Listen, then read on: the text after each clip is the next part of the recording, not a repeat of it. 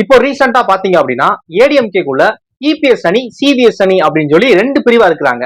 ரெண்டு பேருக்குள்ளயும் மாத்தி மாத்தி கருத்து வேறுபாடுகள் இருக்கு. ரெண்டு பேருமே நிறைய விஷயங்களை மாத்தி மாத்தி ஓபன் பண்ணிக்கிட்டு இருக்காங்க. கட்சியோட ரகசியங்களை மாத்தி மாத்தி எல்லாருமே சொல்லிக்கிட்டு இருக்கிறாங்க. இது எங்க ஸ்டார்ட் ஆச்சு, இது எப்படி போய்கிட்டு இருக்கு அப்படிங்கிறத ரெண்டு பேருமே பிரஸ் மீட்ல வந்து ஓபனா பண்றாங்க. இபிஎஸ் அணி சைட்ல அவங்க ஓபன் பண்றாங்க, சிபிஎஸ் சைட்ல இருந்து அவங்க பிரஸ் மீட்ல சில விஷயங்கள் ஷேர் பண்றாங்க. இது எல்லாத்தையுமே கம்பைல் பண்ணி மொத்தமா ஒரு ஒரு டீடைல்டான வீடியோவா தான் அந்த வீடியோ இருக்க போகுது. வணக்கம், நான் ஆனந்த். இவங்க ஏடிஎம்கே கட்சியில பாத்தீங்க அப்படின்னா இந்த ரிசல்ட்டுக்கு அப்புறம் மே 4 ரிசல்ட் விட்டாங்க. இந்த ரிசல்ட்டுக்கு அப்புறமே பாத்தீங்க அப்படின்னா தமிழ்நாட்டு அரசியல் வந்து ஒரு பயங்கர பரபரப்பான ஒரு அரசியலா இருந்துச்சு.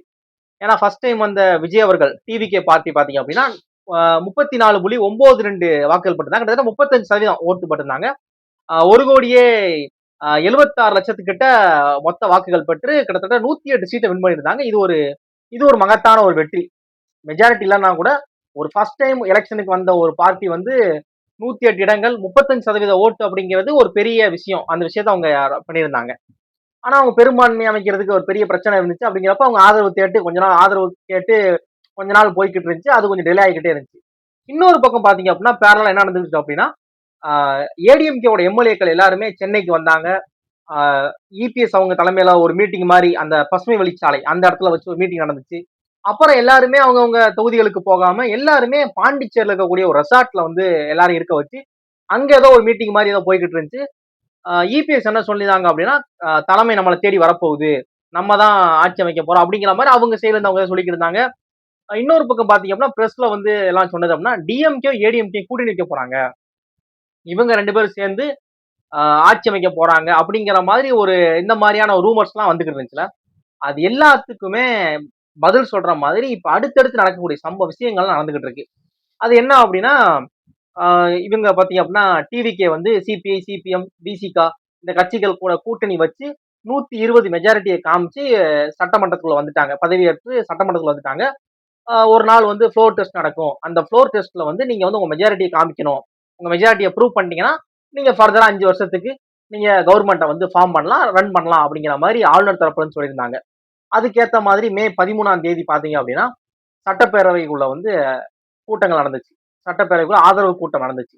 அதுல வந்து டிவிகே இருந்திருந்தாங்க, எதிர்கட்சியான டிஎம்கே, ஏடிஎம்கே, தேமுதிக, பாமக அப்படின்னு சொல்லி அந்த தேர்தலில் வெற்றி பெற்ற எம்எல்ஏக்கள்லாம் சட்டப்பேரவைக்குள்ள வந்திருந்தாங்க.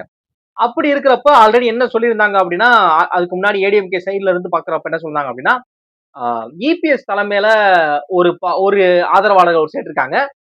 சிவி சண்முகம் அவங்க சைட்ல ஒரு ஆதரவாளர்கள் இருக்காங்க. மொத்தம் 47 எம்எல்ஏக்கள் வந்து ஏடிஎம்கேல மட்டும் இருக்காங்க. இந்த 47 பேர்ல 30 பேர் வந்து எஸ்பி வேலுமணி, சிவி சண்முகம் இந்த அவங்களுக்கு சப்போர்ட் பண்ணியிருக்காங்க. மிச்சம் 17 பேர் தான் இபிஎஸ்க்கு சப்போர்ட் பண்ணியிருக்காங்க. இது கட்சி வந்து ஒரு பிளவுபட்ட மாதிரி இருக்கு அப்படிங்கிற மாதிரியே நிறைய விஷயங்கள் பிரஸ்ல வந்துச்சு. இப்ப இது எல்லாத்தையுமே உறுதிப்படுத்துற மாதிரி பாத்தீங்க அப்படின்னா மெஜாரிட்டி டெஸ்ட் நடந்துச்சு. மெஜாரிட்டியில தாவேக்காவை சேர்ந்த 108 பேர் வாக்களிச்சாங்க, மெஜாரிட்டிக்கு ஒத்துழைப்பு கொடுத்தாங்க. அப்புறம் விசிகாவை சேர்ந்த 2 பேர், காங்கிரஸ் சேர்ந்த 5 பேர், இந்தியன் யூனியன் முஸ்லீம் லீக்கை சேர்ந்த 2 பேர், சிபிஐ சிபிஎம் சொல்லி மொத்தமா 4 பேர் அப்படின்னு சொல்லி 120 மெஜாரிட்டி வந்துச்சு. இதுக்கப்புறம் பாத்தீங்க அப்படின்னா இது வந்து இவங்க சைடு எடுப்பாங்க. எல்லா கட்சி அவங்க சைடு மட்டும் இல்லாம மத்த யாரும் அதை கொடுக்குறீங்களா அப்படிங்கிற மாதிரி கேட்பாங்க. அப்படி கேட்கிறப்ப எதிர்கட்சியான டிஎம்கே வந்து இல்ல நாங்க வெளிநடப்பு பண்றோம் சொல்லி அவங்க வெளிநடப்பு பண்ணிட்டாங்க. ஓகே.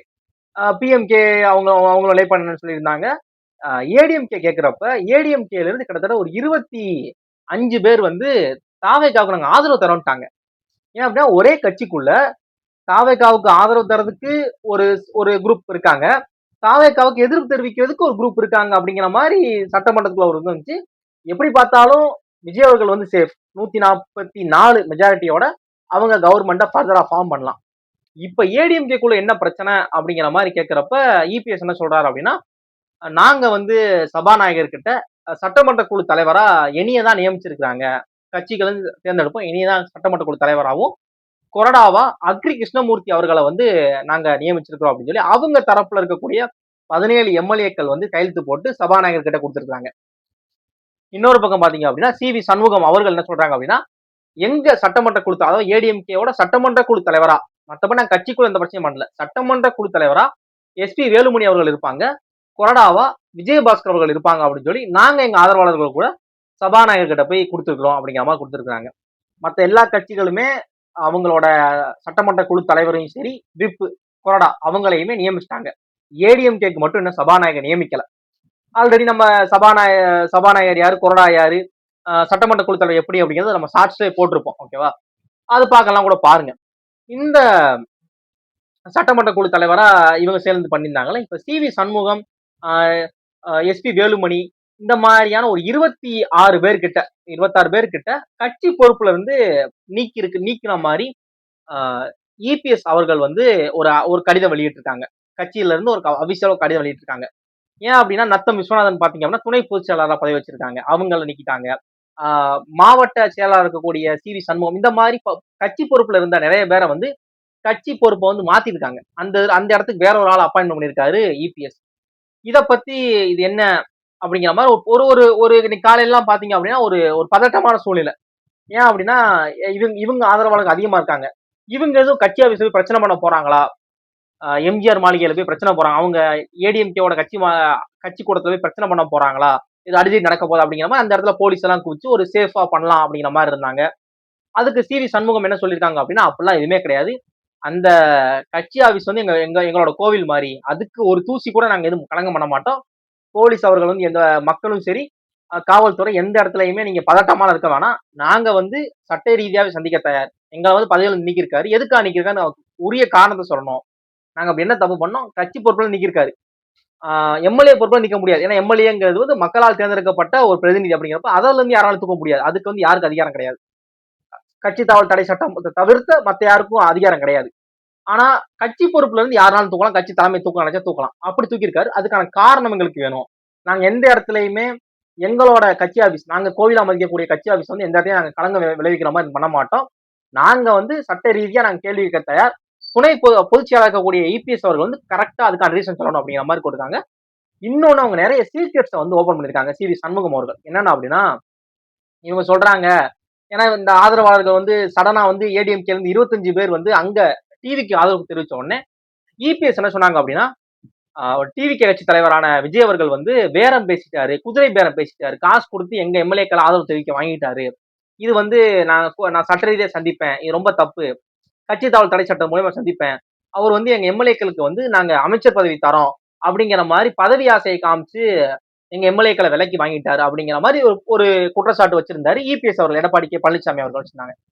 இதுக்கு சி.வி. சண்முகம் அவர்கள் சூப்பரான ஒரு பதில் தெரிவிக்கிறாங்க. அவங்க என்ன சொல்றாங்க அப்படின்னா, நாங்க பதவி ஆசைக்காக நாங்க டிவி கிட்ட போய் சேர்ந்தோமா, பதவி ஆசை யார் மேல இருக்குன்னு சொல்லி நான் சொல்லட்டுமா அப்படின்னு சொல்லி ஏடிஎம்கேவும் டிஎம்கேவும் ஒரு கூட்டணி வைக்க போறாங்க அப்படிங்கிற மாதிரி உங்களுக்கு ரூமர்ஸ் வந்துச்சுல, அது உண்மைதான்.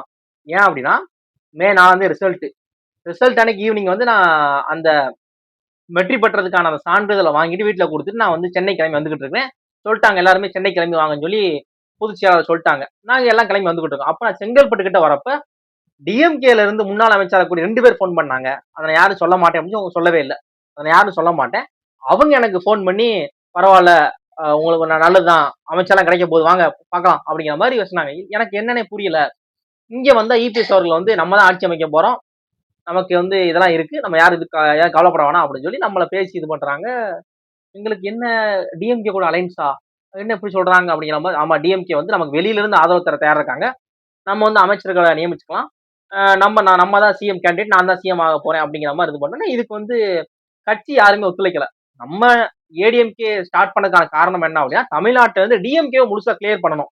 அதனாலதான் அண்ணா திராவிட முன்னேற்ற கழகமும் தொடங்கப்பட்டது. இது வந்து சரியில்லையே அப்படிங்கிற மாதிரி எங்களுக்கு யாருக்கு விருப்பம் இல்ல. சி.வி. சண்முகம் அவர்கள் எங்களுக்கு யாருக்கு விருப்பம் இல்லை அப்படின்னாங்க. அப்புறம் எங்க எல்லாரையும் பாண்டிச்சேரி தங்க வச்சு நம்ம பேசுவோம், வெயிட் பண்ணுங்க, கண்டிப்பா நம்மளை தேடி வந்து பதவி வரப்போகுது, வெயிட் பண்ணுங்க அப்படின்னு நம்ம சொன்னாங்க. நாங்க பாண்டிச்சேரியில இருந்தோம்.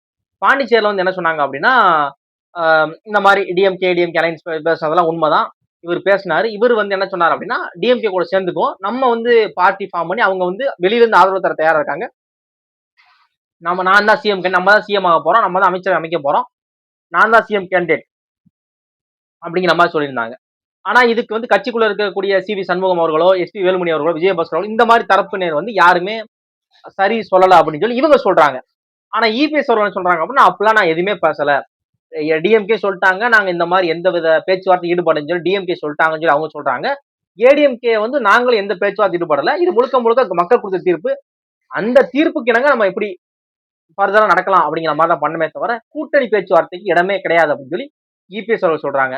ஆனா இவர் பேசினாரு அப்படின்னு சொல்லி சி வி சண்முகம் அவர்கள் சொல்றாங்க. இது யார் உண்மை சொல்றேன் இதான் சொல்றாங்க. அப்புறம் சி வி சண்முகம் அவர்கள் என்ன சொல்றாங்க அப்படின்னா, டிஎம்கே வச்ச ஒரே ஒரு வேண்டுகோள் என்ன அப்படின்னா, அமைச்சரவை நீங்க அமைச்சுக்கோங்க, எங்களுக்கு நாங்க வெளியில இருந்து ஆதரவு கொடுத்துறோம்.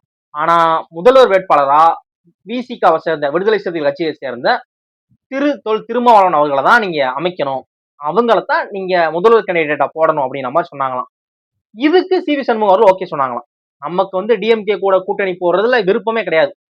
என்னைக்குனாலும் ஏடிஎம்கேக்கு ஒரு எதிரணினா டிஎம்கே. டிஎம்கே தமிழ்நாட்டு இருக்கக்கூடாது, டிஎம்கே அப்புறப்படுத்தணுங்க தான் ஏடிஎம்கேவோட கொள்கை கோட்பாடு எல்லாமே. ஆனா திருமாவளவன் மாதிரியான ஒரு நல்ல மனிதரை வந்து ஒரு தலித் கேண்டிடேட்டை சிஎம் ஆக்குறது வந்து இது வரைக்கும் தமிழ்நாடு வரலாற்று நடக்கவே இல்லை. அதுக்கு நான் ஒத்துழைக்கிறேன். அதுக்கு நாங்களாம் ஒத்துழைக்கிறோம். திருமாவளவன் அவர்கள் சிஎம் ஆக்குறாங்கன்னா கண்டிப்பா நாம எல்லாம் டிஎம்கே ஏடிஎம்கே கூட்டணி போட்டுக்கலாம் அப்படிங்கிற மாதிரி ஒத்துழைச்சாங்களாம். ஆனா இதுக்கு எடப்பாடி பழனிசாமி அவர்கள் ஒத்துக்கல அப்படிங்கிற மாதிரி சொல்றாங்க. அதெல்லாம் அவங்க விடுதலை சிறுத்தைகளை எப்படி இது ஆட்சி அமைக்க முடியும்? ஆட்சி அமைச்சா நான் தான் முதல்வர் கேண்டிடேட், நான் தான் முதல்வர் அப்படிங்கிற மாதிரி இதுல அவர் இருந்தாரு. இது வந்து ஒரு இதை வந்து அவர் இல்லைன்னு சொல்லுங்க பார்ப்போம் அப்படின்னு சொல்லி ரொம்ப ஒரு பகிரங்கமா சொல்றாரு. அவர் இல்லைன்னு சொல்லுங்க பார்ப்போம், எனக்கு ஒரு பையன் ஒரு பொண்ணு இருக்கு, அவருக்கு ஒரு பையன் இருக்கு, சத்தியமா சொல்லுங்க அப்படிங்கிற மாதிரி ஒரு ஓப்பன் ஸ்டேட்மெண்ட் விடுறாரு. அவர் பேசணும் சொல்லுங்க. அவர் வந்து டிஎம்கே அலையன்ஸ்க்கு ஓகே சொல்லி, பதவிக்காக டிஎம்கே அலையன்ஸ் ஓகே சொல்லி, நான் வந்து முதல்வர் ஆக்கிறேன், எடப்பாடி கே பழனிசாமி முதல்வராகவும் அமைச்சரவை ஏடிஎம்கே அமைச்சுக்கிறோம், ஆதரவு டிஎம்கே தராங்க, இதுக்கு ஓகே சொல்லிட்டாரு. ஆனா விடுதலை சிறுத்தைகளை சேர்ந்த திருமாவளவன் அவர்கள் வந்து சிஎம் ஆகிறார் அப்படின்னா வேண்டாம் அப்படிங்கிற நிலைப்பாடு அவர் இருந்தாரு. இப்படிப்பட்டவர் வந்து இதை பத்தி பேசுறாரோ, பதவி ஆசையில் அங்க போயிட்டு சொல்றாரோ அப்படின்னு சொல்லி பகிரங்கமா ஒரு ஸ்டேட்மெண்ட் சொல்றாரு சி வி சண்முகம் அவர்கள். அது மாதிரி இந்த இந்த கட்சி பதவியிலிருந்து விலக்கினதை பத்தி அவங்க என்ன சொல்றாங்க அப்படின்னா, கட்சி பதவியிலிருந்து விலக்குனது வந்து அவர் எடுத்த முடிவு கிடையாது. இப்ப அவரை யார் பொதுச் செயலாளரை போட்டா? நாங்களா சேர்ந்தானா போட்டோம். நாங்க எங்களை மாதிரியான கட்சி தொண்டர்கள் உறுப்பினர்கள்லாம் அடிமட்ட உறுப்பினர்கள்லாம் சேர்ந்தானே அவரை நாங்க பொதுச் செயலாளர் ஆக்கணும். அப்படி இருக்கிற அவர் வந்து எப்படி எங்களை இது பண்ண முடியும்? அவர் நீக்கினதெல்லாம் செல்லாது. அவரை பொறுத்த வரைக்கும் அவர் ஒரு ஸ்லீப்பர் செல் அப்படிங்கிறார். அவர் வந்து டிஎம்கே ஒரு ஸ்லீப்பர் செல். இங்க ஏடிஎம்கேல வந்து ஏடிஎம்கே கட்சி அழிக்கிறாரு. நாங்க அவர்கிட்ட முதலே சொன்னோம், 2019 தோல்வி, 21 தோல்வி, 26 படுதோல்வி. இது வரைக்கும் அதிமுக வந்து எப்பவுமே 3வது இடத்துக்கு போனது கிடையாது. ஒன்னு ஆளும் கட்சி இல்ல எதிர்கட்சி. இந்த வட்டம் 3வது இடத்துக்கு போயிருக்கோம் அப்படின்னா இது முழுக்க முழுக்க எடப்பாடி பழனிசாமி அவர்களால் மட்டும்தான். நாங்க சொல்றோம் 24 எலெக்ஷன் வந்து ஒரு பாராளுமன்ற எலெக்ஷன். இந்த எலெக்ஷன்ல நமக்கும் இதுக்கு சம்பந்தமே கிடையாது. டிஎம்கே யார கேண்டிடேட் அனௌன்ஸ் பண்றாங்க சிஎம் கேண்டிடேட்டா? ராகுல் காந்திய. பிஜேபி யார? நரேந்திர மோடி அவர்களை. நம்ம அந்த நேரம் தனித்து போட்டிட்டோம் 24ல. நாங்க சொல்றதெல்லாம் வேண்டாம், நமக்கு தேவையே கிடையாது அப்படிங்கிறோம். இல்ல, அவர் வந்து முழுக்க அவர் மட்டும் தனிப்பட்டு முடிவு எடுத்தாரு. கட்சி உறுப்பினர்களோட சேர்ந்து கட்சியா சேர்ந்து எடுத்த முடிவு கிடையவே கிடையாது. அவரு வந்து அவர் தனிப்பட்ட முடிவு எடுத்துக்கிறது, அந்த முடிவுக்கு அறிக்கை விட்டுக்கிறது. அப்போ வந்து இது பண்ணி தனியா சேர்ந்து அறிக்கை விட்டாரு, நம்ம தான் இது பண்றோம், நம்ம தனியா இது போட்டி போறோம்னு. சரி, ஓகே. 26 எலெக்ஷனுக்கு நம்ம வந்து கட்சி யார் கூட ஆட்சி அமைக்கலாம், யார் கூட கூட்டணி வைக்கலாம் அப்படிங்கிறப்ப தேமுதிக வந்து கடைசி நேரம் வரைக்கும் நம்ம கூட கூட்டணிக்கு ரெடியா இருந்தாங்க. அதே மாதிரி டிவிக்கும் கடைசி நிமிஷம் வரைக்கும் நம்ம கூட கூட்டணிக்கு ரெடியா இருந்தாங்க. ஆனா இவர் யாரு கூடயும் எந்தவித ஆலோசனையும் கலந்துக்காம அமித்ஷாவை பார்க்க போனாரு. பார்க்க போய் அமித்ஷா கூட பேசி அவங்க முடிவு எடுத்துட்டாங்க. எங்களை அப்புறம் கூப்பிட்டு ஏடிஎம்கேவும் பிஜேபியும் கூட்டணி வச்சுக்கிறோம் அப்படிங்கிற மாதிரி பேசினா எல்லாம் முடிவு பண்ணாரு. கடைசி நேரம் வரைக்கும் தேமுதிக வந்து நம்ம கூட அலைன்ஸ் வைக்க ரெடியா இருந்தாங்க. அதை அவர் தான் இதுக்கு ஸ்டாப் பண்ணாரு. முழுக்க கட்சியை வந்து அழிவு பாதைக்கு நோக்கி கொண்டு போய்கிட்டு இருக்காரு எடப்பாடி கே பழனிசாமி அவர்கள் அப்படிங்கிறாரு. ஏன் அப்படின்னா ஜேசிடி பிரபாகர், இப்ப சபாநாயகர் கூடிய ஜேசிடி பிரபாகர் அவர்களை கட்சியை விட்டு நீக்கினது எடப்பாடி பழனிசாமி அவர்கள். அவினாஷ் லிங்கம கட்சியை விட்டு நீக்கினது அவங்க. செங்கோட்டையன் அவர்களை நீக்கிறது இவங்க தான். இந்த மாதிரி முக்கியமான ஆட்கள் எல்லாரையுமே கட்சியை நீக்கி அதாவது இவர் வேலையை என்ன அப்படின்னா கட்சியை நீக்கிறதா வேலை. இப்ப கட்சியை நீக்கிறால என்ன பண்றாங்க, வேற கட்சியில சேர்ந்து எம்எல்ஏ உட்கார்ந்துருக்காங்க. இதை கட்சியை வந்து அழிவு பாதைக்கு கொண்டு போய்கிட்டு இருக்காரு அப்படின்னு சொல்லி சி வி சண்முகம் அவர்கள் சொல்றாங்க. சரியா? இது வந்து அவங்க சொல்ற ஸ்டேட்மெண்ட். இது கட்சியை வந்து அழிவு பாதைக்கு திமுக பண்ற வேலையை திமுக சார்பா கட்சிக்குள்ள இருந்து எடப்பாடி பழனிசாமி அவர்கள் வந்து பண்றாங்க அப்படிங்கிற மாதிரி ஒரு ஓப்பன் ஸ்டேட்மெண்ட்டை சி வி சண்முகம் அவர்கள் சொல்றாங்க. இது வந்து உண்மையா இல்ல பொய்யா அப்படிங்கலாம் தெரியல. சி வி சண்முகம் அவர்கள் இந்த மாதிரி ஸ்ட்ராங்கான ஸ்டேட்மெண்ட் சொல்றாங்க. இது எடப்பாடி பழனிசாமி என்ன சொல்றாங்க அப்படின்னா, இந்த மாதிரி ஆதரவு தெரிவிச்சிருக்காங்க, டிவிக்கே வந்து ஆதரவு தெரிவிக்க, இதை நாங்க வந்து கட்சி தாவல் தடை சட்டத்தின் கீழே நான் லீகலா நான் கோர்ட்ல ஃபர்தர் என்ன பண்ணேன் பாருங்க, பொறுத்திருந்து பாருங்க, இது ரொம்ப தப்பு.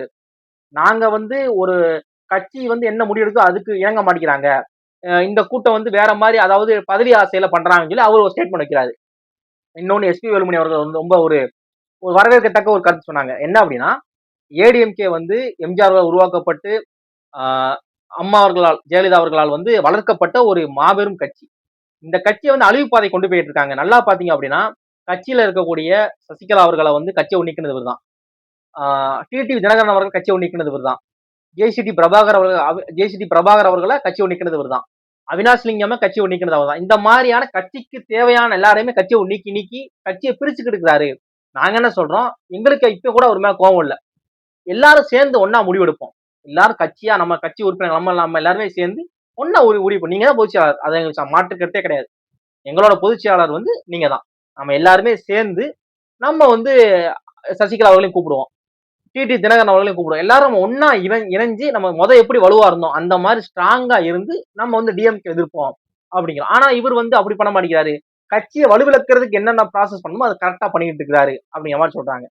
இன்னொரு பக்கம் பாத்தீங்க அப்படின்னா, டிவிகேவோட நிலைப்பாடும் நம்மளோட நிலைப்பாடு ஒண்ணுதான். டிவிகே அரசியல் வந்தது காரணம் என்ன, டிஎம்கே அழிக்கணும். நம்ம அரசியல் வந்தது காரணம் என்ன, டிஎம்கே தமிழ்நாட்டில் இருக்கக்கூடாது. அப்ப ரெண்டு பேரும் ஒண்ணு அப்படிங்கிறப்ப ரெண்டு பேரும் ஏன் சேரக்கூடாது? டிஎம்கே கூட கூட்டணி வைக்கிறதுக்கு ஒரு சரின்னு பாரான். ஆனா டிவிகே கூட கூட்டணி வச்சா இவர் வந்து ஆதாயத்துக்காக நம்ம எங்க எம்எல்ஏக்கள் போயிட்டாங்க, பதவி ஆசையை காமிச்சு எங்க எம்எல்ஏக்கள் போயிட்டாங்க அப்படிங்கிற மாதிரி மாத்தி மாத்தி பேசுறாரு. இன்னும் நான் நிறைய ஸ்டேட்மெண்ட் வெளியே சொல்லல, சொன்னா அது வந்து ரொம்ப கட்சிக்கு ஒரு அவப்பெயர்னால சொல்லாம இருக்கேன் அப்படின்னு சொல்லி சிவி சண்முகம் அவர்கள் சொல்லிட்டு இருக்காங்க. இது இந்த ஃப்ளோல தான் போய்கிட்டு இருக்கு. இப்பதான் ஸ்டார்ட் ஆச்சு, இப்பதான் போய்கிட்டு இருக்கு. மற்றபடி அடுத்தடுத்து என்ன நடக்க போகுது என்னன்னு தெரியல. இது கட்சி முழுசா கட்சியை பிரிச்சு, ஏன்னா ஏடிஎம்கே பல முறை அதாவது சுக்கா பிரிஞ்சிருக்கு இது வரைக்கும். சசிகலா அவர்கள் தனி கட்சி, டிடி தினகரன் அவர்கள் தனி கட்சி, தீபா அவர்கள் ஜெயலலிதாவோட மகள்னு சொல்லி வந்தாங்க தீபா, அவங்க ஒரு தனி கட்சி, ஓபிஎஸ் அவர்கள் தனி கட்சி. இது வந்து எனக்கு தெரிஞ்சு கணக்குல சொன்னது. கணக்கு சேராம 4 இருக்கு, அது பேரை மனப்பாடம் பண்ண முடியல என்னால. அந்த மாதிரி தனித்தனியா இருக்கு. பண்டூட்டி ராமச்சந்திரன் அவர்கள் ஒரு தனி கட்சி. இப்படி ஏடிஎம்கேல இருந்து கட்சி நிலைப்பாடு பிடிக்காம தனியா வெளியே போய் தனித்தனியா பார்ட்டி ஆரம்பிச்ச நிறைய பேர் இருக்காங்க. எஸ்பி வேலுமணி அவர்கள் சொல்றது என்னன்னா, எல்லாரும் சேர்ந்து ஒன்னா நம்ம கட்சியை வலுப்படுத்துவோங்கிறாரு. ஆனா இபிஎஸ் அவர்கள் வந்து ஏதாவது ஒண்ணுன்னா எல்லாரும் கட்சியை நீக்கிறது, இந்த நீக்கிற வேலையை தான் பார்த்துக்கிட்டே இருக்கிறாரு. அவர் இந்த மாதிரி நீக்கி பழகி கடைசி ஒரு நாள் எடப்பாடி பழனிசாமியை அவர் நீக்கிடுவாரு அப்படிங்கிற மாதிரி திண்டுக்கல் சீனிவாசன் அவர்கள் சொல்றாங்க. அவர் வந்து கட்சியை வலுப்படுத்த நினைக்கல, வலுவிழக்கிறதுக்கு என்ன வேலை இருப்பாங்கன்னு பார்த்துக்கிட்டு இருக்காரு. இதை நாங்க சட்ட ரீதியா சந்திக்க தயார், எங்களுக்கு எந்த விதமும் இல்ல.